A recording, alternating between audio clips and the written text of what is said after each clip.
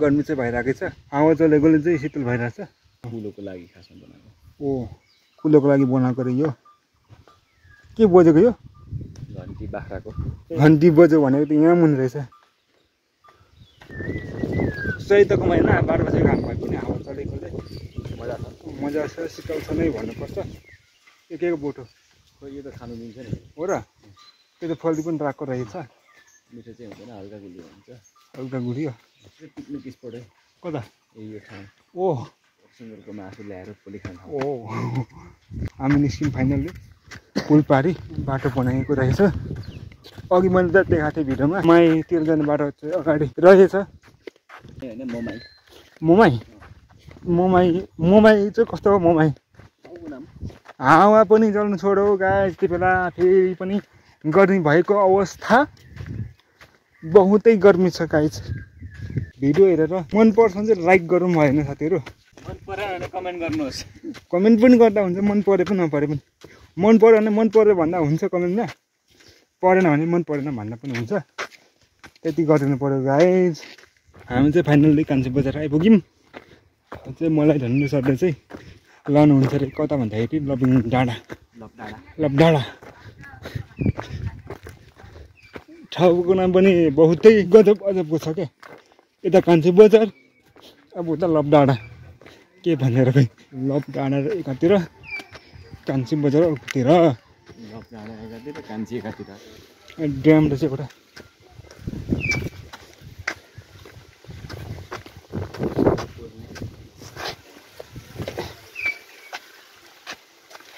ओ ल फाइनल आइपुग्यो कान्छी बजार। यो गाइस फाइनल्ली हामी चाहिँ कान्छी बजारदेखि चाहिँ लागिसक्यौँ हाम्रो लबडाँडातिर।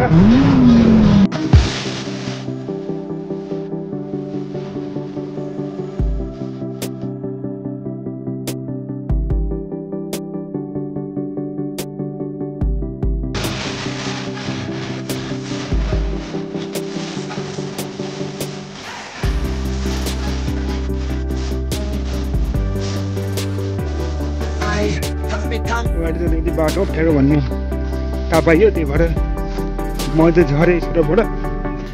धर्मेन्द्र सर चाहिँ अगाडि स्टुडियोमा हुनुहुन्छ। यहाँ चाहिँ पुल रहेछ बाँसको सानो, अनि अगाडि चाहिँ उकालो रहेछ। यहाँ चाहिँ बुनेको पुल रहेछ, यहाँ बुनेको यस्तो खालको पुल छ यहाँ। अनि यहाँ बाँस पनि छ। अनि यहाँबाट थोरै उकालो, धेरै होइन, कति उकालो रहेछ। फेरि पनि हावा चल्न थालेको छ। सो एकदम शीतल छ। हाम्रो धरेन्द्र सर चाहिँ अगाडि हुनुहुन्छ, म रहेको छु पछाडि। लो गाइस हामी फाइनली आइपुग्यौँ लबडाँडामा। हाम्रो गाडी यहाँ पार्किङमा छ। अनि हामी चाहिँ यता छौँ। हामी झन्डै लडिनँ। हामी लडेनौँ, यो कुरा चाहिँ हामी कहिले पनि भन्दैनौँ होइन। हामी लडेकै छैनौँ आज।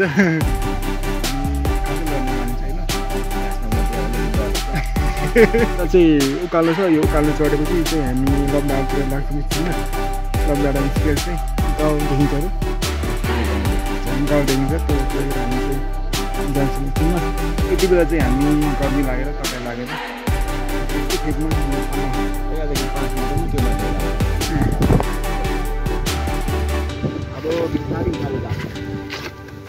कसैले केही नगरोस् भन्ने हाम्रो कामना छ, चाहना छ।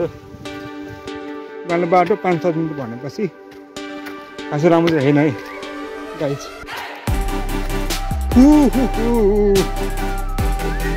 यो झापा कि लामो ला guys, you can see Ram. मान्छेले चाहिँ लाम भने बित्तिकै खालि त्यो चियाबारी हुन्छ क्या। लाम भनेर झुकायो नभन्नु होला। यसमा हाम्रो कुनै पनि गल्ती नरहेकोलाई म यहाँ चाहिँ जानकारी गराउन चाहन्छु। यो उकालो बाटो चाहिँ चढ्न बहुतै मजा आइरहेको छ। हावा चल्दैछ, काम पनि लागिरहेछ। जङ्गल त छ तर पातै छैन यार। चैतको महिना भएर होला, रुखको चाहिँ पातहरू छैनन्, गर्मी भएकै छैन। नजिकै छ डाँडा त। कति नजिक हो त गर्नु भएकै छैन पिटिकै गर्ने भन्ने चिज भएकै छैन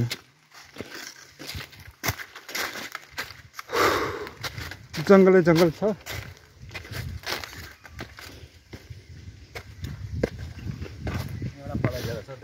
हो कसले राखिदिएको नि घरको न बोकेर कसले राखेको चियान हो कोही बात छैन डाँडामा चाहिँ टङ्क बहादुर श्रेष्ठको चाहिँ रहेछ लफा रहेछ ओ यहाँदेखि लगभग देखिँदो रहेछ हाम्रो इलाम जिल्लाको मधेस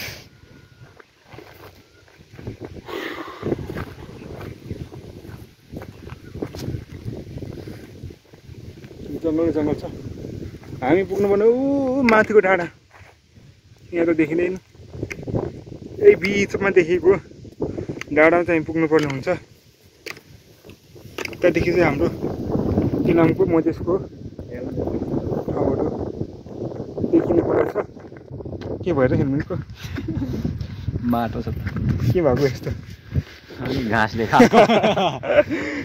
एकछिन यहाँ हावा खाएपछि फेरि पनि बाटो लागेको अवस्था हो यो रुखमा यो कलर चाहिँ कसले लगाएको यो सेम यो इन्डियाको झन्डा रहेछ इन्डियाको झन्डा टाइपको चाहिँ यो कलर के गरे यो यता इन्डिया पर्छ कि यो कलर यो चाहिँ ठ्याक्कै इन्डियाको झन्डा टाइपको छ है यो मुनि पहेँलो माथि सेतो है अनि माथि हरियो हरियो कि ब्लू हो यो इन्डियाको झन्डा टाइपको छ अब तिमीले है यताको जान्ने बाटो बुझ्ने भनेको तिमी नै हो जङ्गल छ डेङ्गर खालको तर यहाँनिर रुखको पातै छैन है रुखको पात भयो भने चाहिँ शीतल हुन्छ होला पात सबै झरेको छ भुइँतिर पात जति भनेपछि चाहिँ चुरे पर्वत चाहिँ उता छ भन्ने कुरा हो हामीलाई पढ्नुहोस् हामीले ल पढ्नु मेरो गइसक्यो भने हाम्रो चाहिँ ल पढ्नु मेरो गइसक्यो साथीहरूको कसैको ल पढेको छैन पढ्न आँटेको छ भने यहाँ आएर ल पढ्दा हुन्छ यो चाहिँ हामी दुईजनाको चाहिँ लास्ट सुझाव सजेसन हल्का सानो आइपुग्यो होइन डाँडा यो डाँडामाथि चाहिँ गएर हामीले इलामलाई चाहिँ निकाल्नु पर्ने हुन्छ बाटो नै मजाको छ यता हेर भिड यता पनि भिड बिचमा टक्कसँग बाटो हो कुन बाटो यो बाटो के उता अब काम लागेर पमा भइरहेछ पुरै असिन पसिन भइरहेको अवस्था हो घाम चाहिँ दामी चल्यो तर यहाँ चाहिँ घाम छ वाह पुरै पहाड छ अब चिप्लो बाटो डौडाउँदो बाटो छ यहाँ माथि चाहिँ हाम्रो लक डाँडा छ त्यहाँबाट चाहिँ ठाउँहरू हेर्न सकिने कुरा अगाडि हामी त आइरहेको छौँ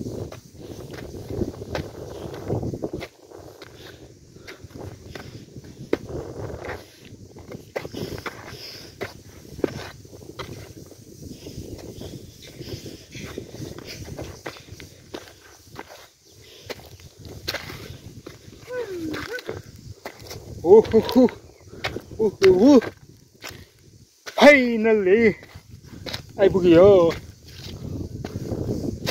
लभ डाँडा भन्दा भन्दै मेरो म के देखेँ भन्दाखेरि T+S कस्तो नाम बोल्यो guys oh my god wow wow बोतल चाहिँ पानी छैन पानी छोडे पनि कसरी यहाँदेखि चाहिँ देख्न सकिन्छ इलाम यता झापाको त झापा यो सबै इलाम हो ओ माई गड इलाममा पनि यस्तो तराई रहेछ ओहो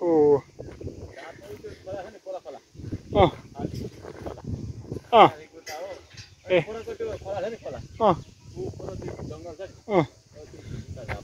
आम्मामा हामी चाहिँ लभ डाँडाको टपमा यो के बोटको बोट लाग्यो अनि यहाँ फलेचा रहेछ अनि यहाँ सबै डाँडा काँडा छ यतातिर भने तलतिर सबै तराईका फाँटहरू छन् पुरै कहाँ कहाँ देख्नै सक्दैन है यो सबै चाहिँ तराई मधेस क्या कस्तो टिखो लाग्यो केही बोकेर आउनुपर्ने थिएछ दिमागमै आएन मैले पैसा पनि बोकिनँ गरिब भइयो काहीँ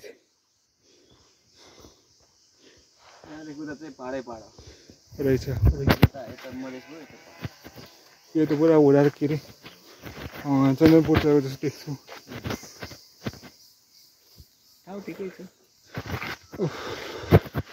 ठिकै नै त भन्नु होला सुत्छु जस्तो लाग्यो मलाई चाहिँ निलो लाग्यो यस्तो शीतल हावा चलिरहेको छ थकाइ पनि लागेको छ गर्नु छ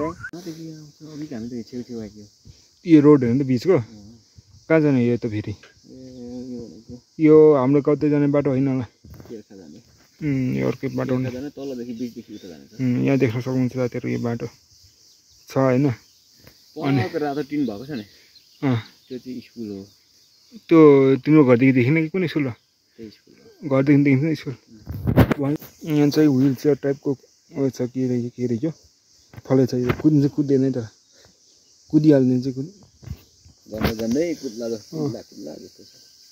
हेर्दा त्यस्तो देखिन्छ कसले बनाएको नि यो यहाँ यो पहिल्यै बनाउने कि हो त्यहाँको खोइ त्यो डन्डाहरू भाँचेको कि नहालेको पहिला थियो सबै उडाएको मान्छेले काँटा उडाएको मधेसीलाई बेच्छ केजी सिस्टमले मान्छेहरू त्यस्तो भइसक्यो यहाँकै त छैन यस्तो डाँडामा कसरी बनाएन यहाँ के लेखेको थियो कहाँ गयो गाइस म चाहिँ सुतिरहेको छु त्यति बेला धेरै थकाइ लाग्यो अनि यहाँ चाहिँ शीतल हावा पनि चल्दो रहेछ त्यही भएर म चाहिँ यहाँ झल्किनु पऱ्यो भनेको होइन यहाँ बर छ माथि बर घाम पनि देख्न सकिन्छ तर घाम भए पनि खास यहाँ घाम आएको छैन यहाँ चाहिँ बरको छाया छ सो म चाहिँ सिलौटा पनि मिठो नै लागिरहेको छ मलाई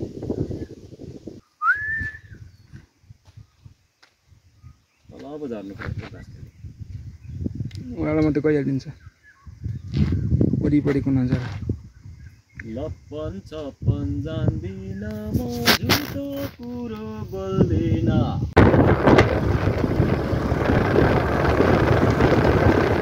अघि माथि डाँडादेखिको बाटो यही हो गाइस अहिले चाहिँ हामी जाँदैछौँ केरपातिर